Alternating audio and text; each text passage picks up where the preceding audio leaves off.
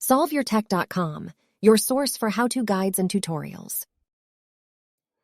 This video from SolveYourTech.com will show you how to silence an Apple Watch by using an option on the Control Center or a separate option on the Settings menu.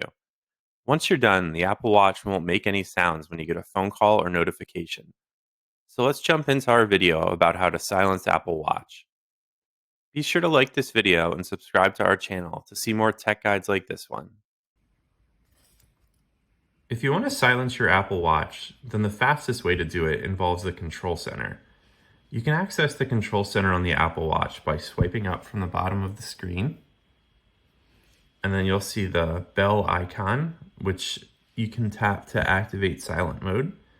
When you want to turn off silent mode, you can just come back here and tap that button again to turn it off. Another way that you can access the Apple Watch silent mode is to press the crown button on the side of the device. And then you just need to find the gear icon, which will open the Settings app. And then you can scroll down and select Sounds and Haptics. And then you can turn on silent mode that way instead.